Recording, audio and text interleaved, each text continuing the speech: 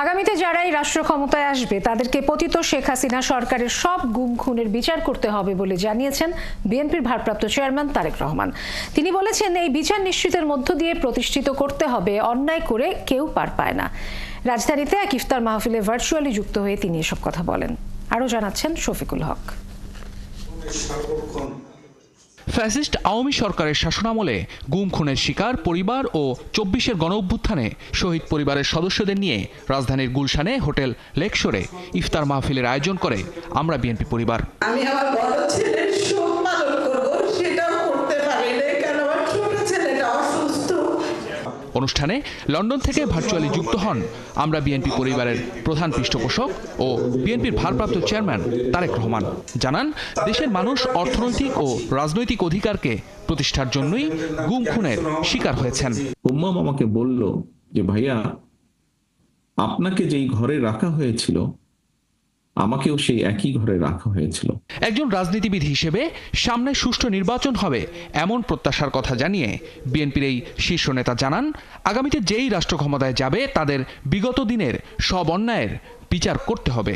যারা দেশ পরিচালনার দায়িত্বে পাবেন, এই দেশকে নেতৃত্ব দেওয়ার দায়িত্ব যে রাজনৈতিক দলই পাক না কেন, এই অন্যায়ের যে হয়েছে সেই অন্যায়ের বিচারগুলো করতে হবে।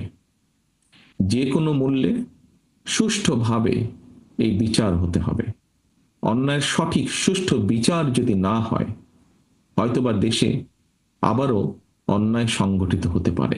সবাই ঐক্যবদ্ধ থাকলে অন্যায়ের বিচার সম্ভব মন্তব্য করে তারেক রহমান আশা প্রকাশ করেন, অন্তত এই ইস্যুতে কোনো রাজনৈতিক দলের মধ্যেই বিভেদ থাকবে না।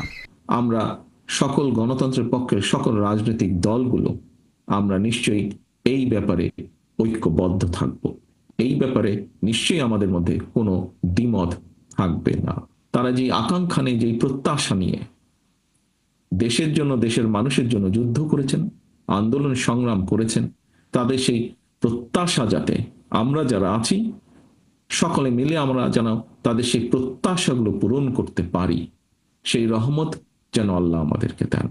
এর আগে হাসিনার শাসনামলে গুম খুনের শিকার পরিবার ও ২৪-এর গণঅভ্যুত্থানে শহীদ পরিবারের মধ্যে তারেক রহমানের পক্ষ থেকে ঈদ উপহার বিতরণ এবং কয়েক ভুক্তভোগী পরিবারের সদস্যদের কর্মসংস্থানের ব্যবস্থা করা হয়।